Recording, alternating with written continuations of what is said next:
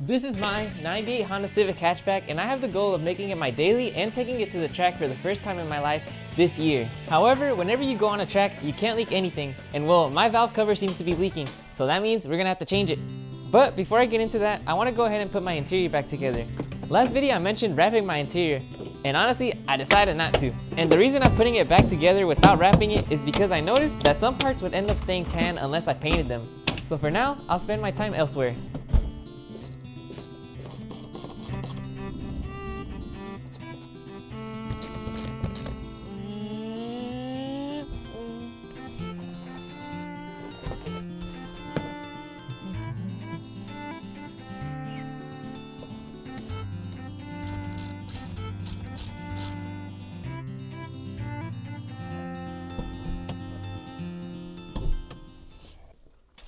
Now that my interior is mostly put back together, all that's left to do is to put on my new gauge cluster. This one actually comes with the RPM gauge, which my OEM one does not.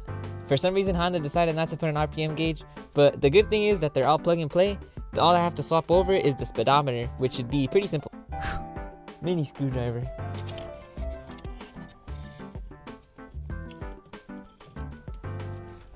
POV, you're changing your cluster. Alright, now we can finally pop this out. Over the weekday, I ended up actually getting an alignment at school.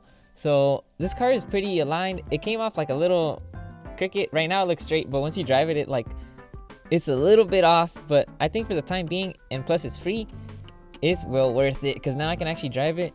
And once the suspension parts get here, I can actually go take it to like an alignment shop. Then we just disconnect a couple clips and it should just slide out. And now our original cluster is out.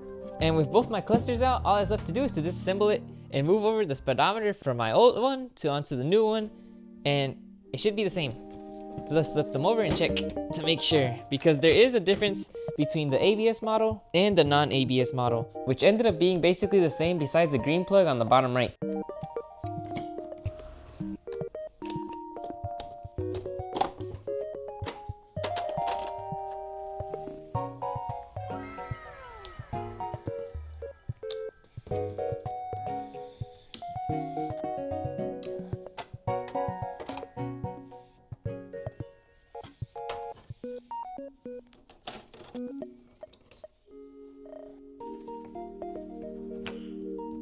Boom! Now I just assemble everything. I broke it a little bit, freaking cleaning it. Oh my gosh, bro, that's what I get for trying to be extra clean. Seems to hold on, and it's not noticeable, so let's put this back in.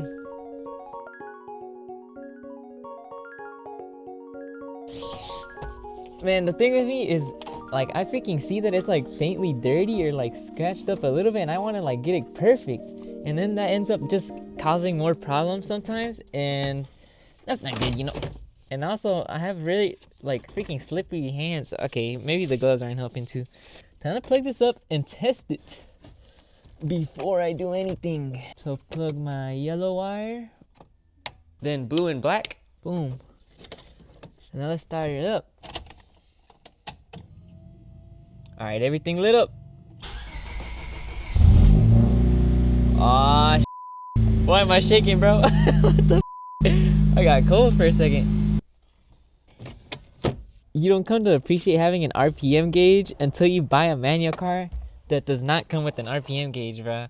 It was kind of weird driving around and trying to use its full potential without knowing, am I gonna hit the rev limiter? And I did one time off camera, and after doing the alignment, I kind of went, or actually, I think before the alignment, I actually went driving around because I just couldn't take it no more. And I hit the rev limiter, and I just feel it. I'm just freaking ripping. I think I was in second gear. Yeah, I was second gear. I was like, me. And then I freaking hit the rev limiter. And I was like, oh, shit. Because I freaking just swung forward, and I was like, oh, shit. Well, now that the interior's put back together and I got my new RPM gauge, I'm going to give this car a quick little wash because I've not washed this car since I bought it. And it's been looking real dirty. You can't tell on camera, but I can. And it just it bothers me a lot. I have nothing wrong with me, or not that I know of, but we gotta clean this thing.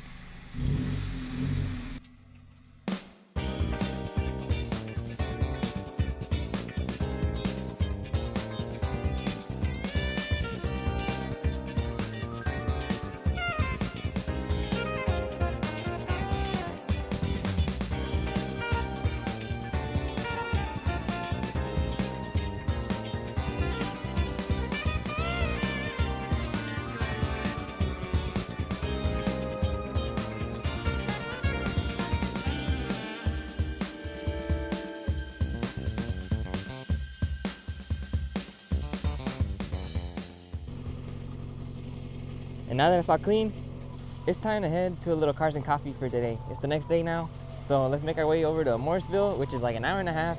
So I'll catch up with you guys once we're closer to it and or at it. So let us head on out.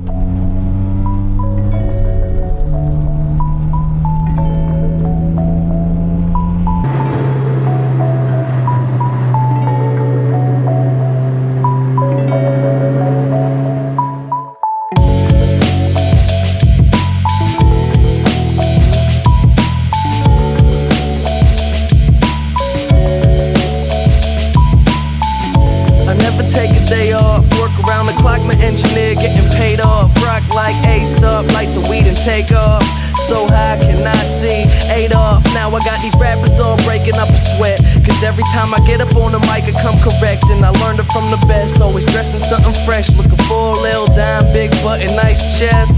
Yes, they heard I used to rock guests, but now I'm rocking clothes that ain't in the store. This is what I need to tell my car to.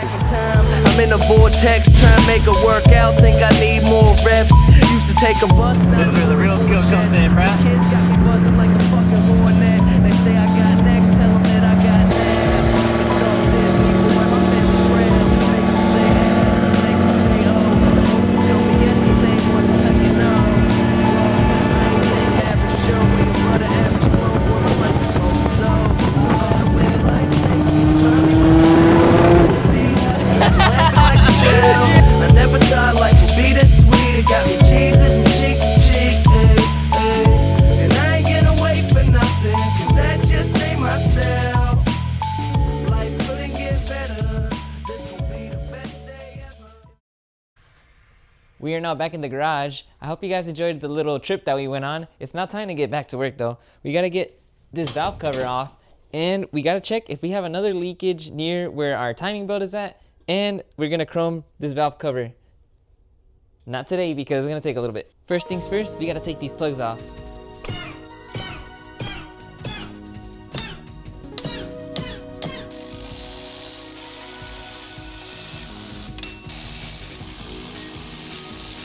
Then finally the throttle wire. And to take off this cover, all I have to do is pull out this dipstick and take out these two bolts on the left and right.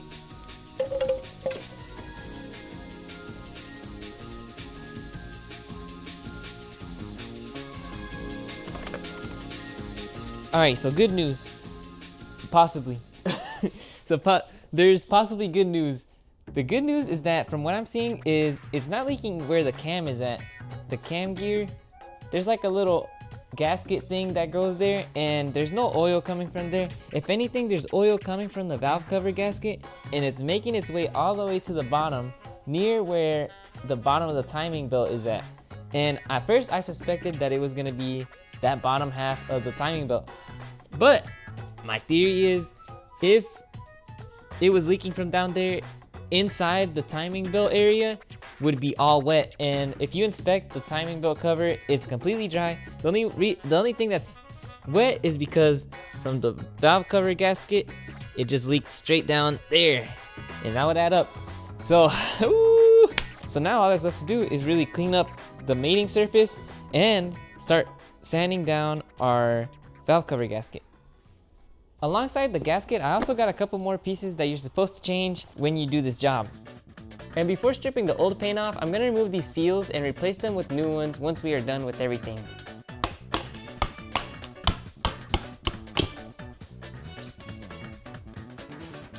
Before I begin sanding, I used this airplane paint remover and I let it sit till it started bubbling up. Once it did, I began scraping it with the plastic trim tool and wiped it with the moist rag.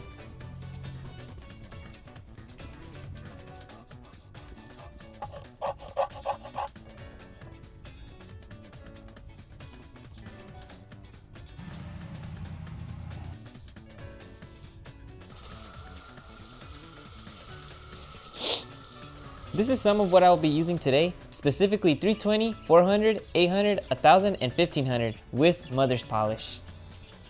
First, I'm starting with 400 grit, which will help remove any rough surfaces and remove any old paint that still may be left. If the surface was really rough, I used 320, then moved on to 400. Then I moved on to 600 grit, and make sure to spend a good amount of time in these lower grits since it's the easiest to remove any stains at these steps. Then we're gonna move on to wet sanding with 800 grit. As you move through each grit, just make sure to completely remove the previous scratches. Oh buddy, that made a difference. You can really see that the scratches went away, and now it's starting to look a little bit nice. Then 1000 grit wet sanding.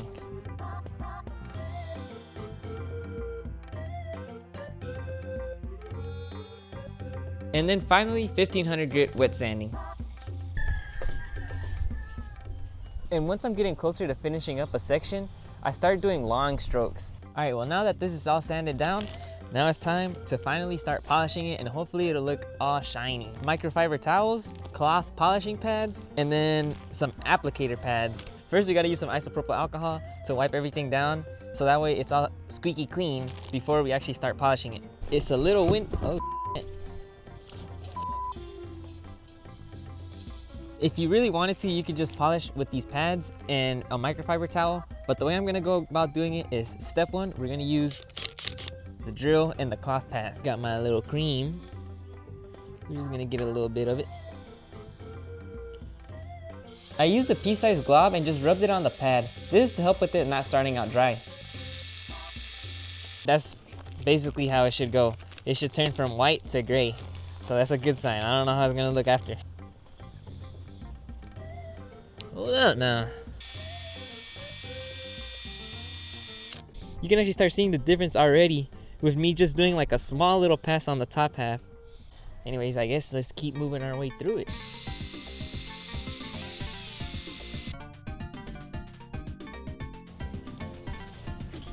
Then once I'm done with the drill, I use the alcohol to remove any excess left over.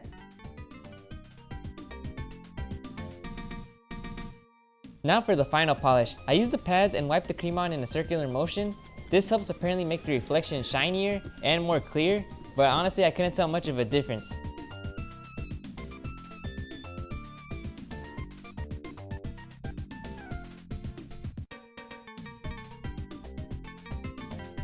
Next, before installing our valve cover, I have to replace the bolt seals as well. And the way I'm doing this is by using a knife, and I'm just cutting the gasket and then using these cutters and just prying on it. And I'm gonna use the valve cover bolt here to hopefully squeeze on the seal.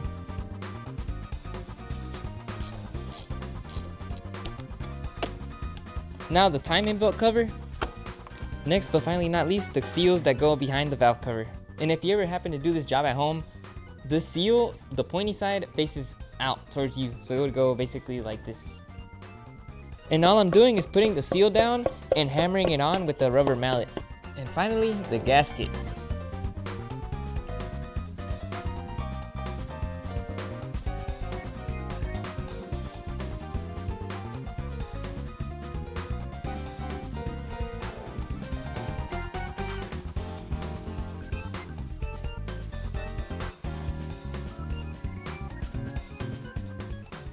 And all I have left to do now is to clean the mating surface and just apply Honda Bond on these four corners. Here, here, here, and here.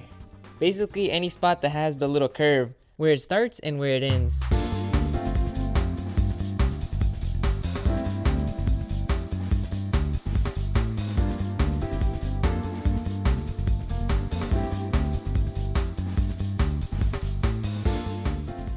So I ended up finishing everything. My SD card got filled up and then I had no space, so I just ended up putting it all back together. But in the end, it ended up coming out pretty freaking good, if I say so myself. I mean, just look at it. It looks pretty nice. For the amount of time I spent, I would hope that it looks this nice. Honestly, a couple tips.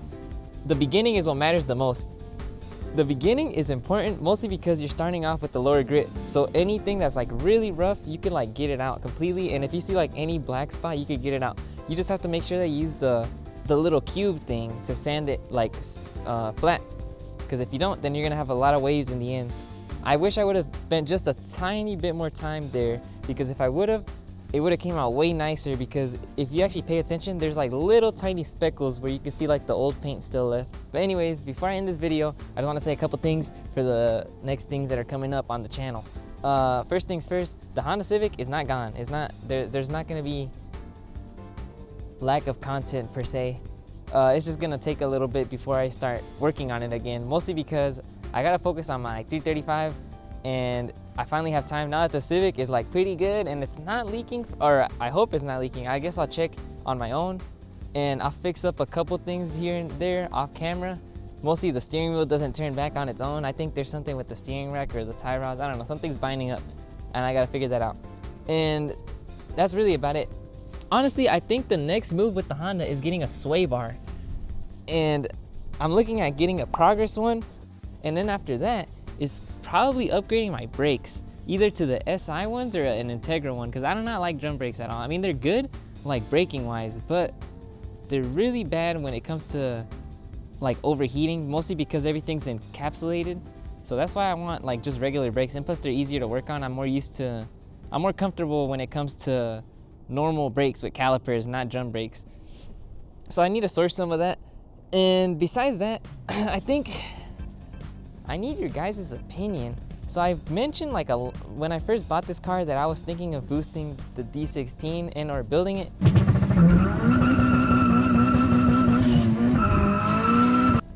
But would it not be better to have an NA build with like a VTEC head or something, or just save my money to get a B16?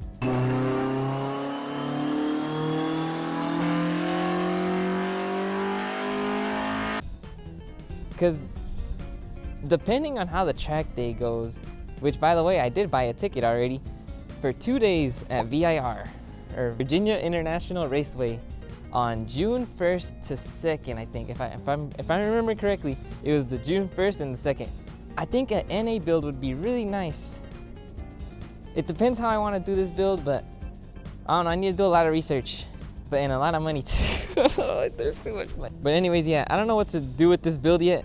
I'm so far thinking a splitter with the SI lip on the front, because I do want to change the front end to the 99 with the little cheeks that have airflow going in, but it's kind of hard to source one, and plus I have to spend money on like cosmetic stuff when I could spend it on like actual suspension components. So I'd rather wait on that. I'm probably like, honestly, I really want to make this car like really light, like a carbon fiber hood, a carbon fiber hatch. It'd be so cool to have business in the front and then party in the back with no rear seats or anything. I think that'd be so cool. And like a cage. I don't know, I recently also discovered, okay, this is gonna become a really long yap session, so honestly, if you're if you're still here, thank you. But I recently discovered that there's actually that they actually do track racing for like Hondas, and there's like a bunch of different classes. I'm not like, I can't name it off the top of my head, but there's some for like the E-chassis for like the E36, which mine could actually technically almost be in it. It's literally the perfect model for it, but I just don't think that I want that car to be a track car. Not that type of track, maybe drifting, I don't know. Even though everybody does that, but whatever. I think the Honda would be really cool to actually race. But first, we gotta move our way through 4 levels, level 1, 2, and 3, and 4, and then we have to get our racing license, which low-key might be my goal next year. But yeah, that's about it. Thanks for watching, and as always, I hope you guys have an amazing day or weekend or whatever it is, and I appreciate y'all for sticking around. I hope you guys look forward to the Honda Civic and all the other cars that are coming, and a lot of work to be done by me. But yeah, thank you guys for watching. Have yourselves a darn good one.